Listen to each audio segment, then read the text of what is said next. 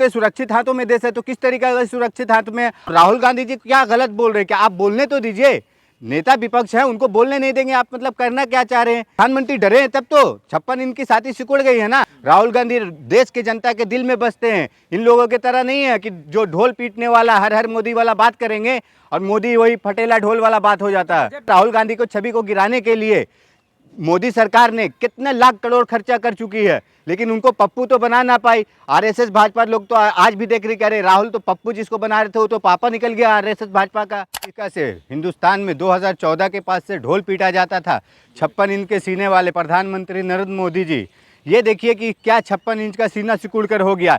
एक लोकसभा के में एक आदमी को बोलने नहीं दिया, मतलब नेता विपक्ष को बोलने नहीं दिया जा रहा कल से, मतलब कल 3-4 घंटा इस तरीक़ा से नेता विपक्ष को बोलने नहीं दिया जा रहा।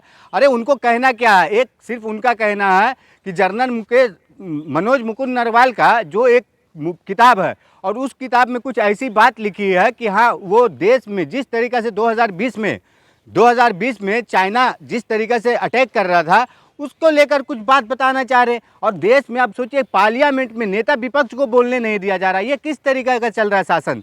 मतलब प्रधानमंत्री क्या चाह रहे हैं? पे बोले ना, अरे तो मुद्दा ये मुद्दा नहीं है क्या? मतलब आप बोलते हैं देश सुरक्षित हाथों में है, ये सुरक्षित हाथों में है कि मतलब सेना को खुद ही बैकअप कर रहे हैं आप? सेना को आपने बोल दिया कि हाँ आप अपने, तो आप प्रधानमंत्री बने बैठे क्यों हो? किस लिए रक्षा मंत्री है? किस लिए गृह मंत्री है? किस लिए सुरक्षा सलाहकार है?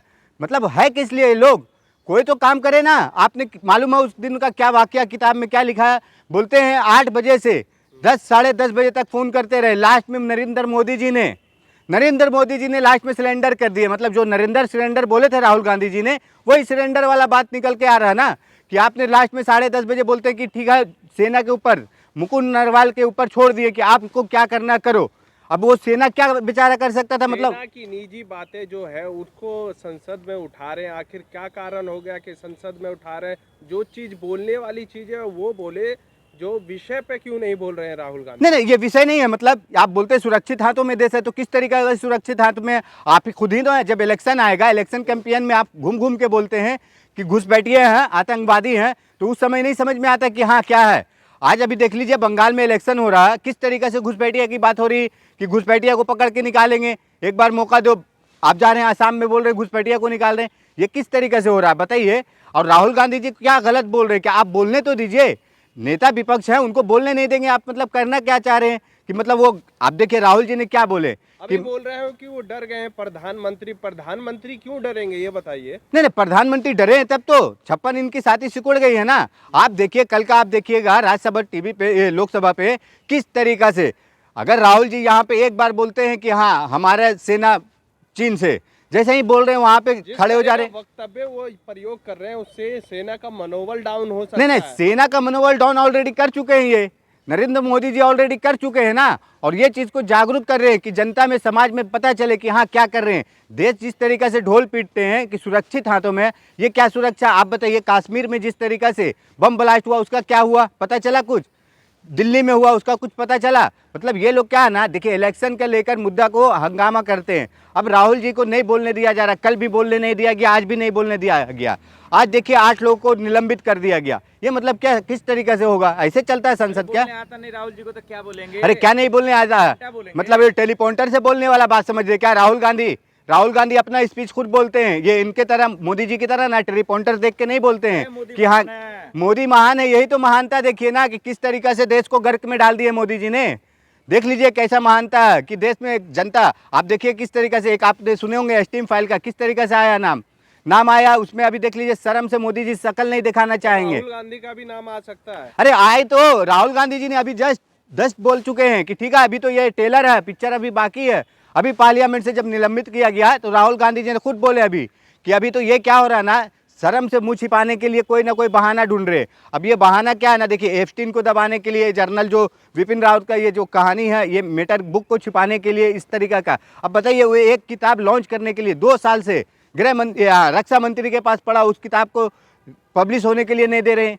किस तरीके से ऐसे चलता है क्या? BJP वाले कह रहे हैं, इस तरह का हरकत रहेगा राहुल गांधी का तो पार्लियामेंट से भी निकाल दिया जाएगा। अरे नहीं नहीं ठीक है ना, ये लोग ऑलरेडी निकाल चुके हैं, उनके सदस्यता निकाल चुके हैं, उनको घर से निकाल चुके हैं। राहुल गांधी को ये सब चीज़ का ज़रूरत नहीं है।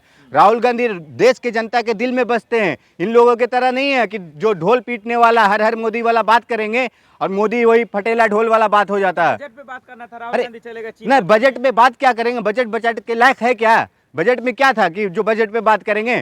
धन्यवाद प्रस्ताव है ना, राष्ट्रपति के धन्य प्रस्ताव के लिए था, महिलाओं के क्या लिए है? कुछ नहीं है, कुछ नहीं था बजट में। नहीं था तब तो नहीं बात कर रहे हैं ना। आर्थिक रूप से जो कमजोर है उनके लिए है बजट। क्या था आर्थिक रूप से कमजोर के लिए? ये देख लीजिए, मनरेगा का कानून लाए, मनरेगा के लेकर बात कर रहे हैं तो क्या किए?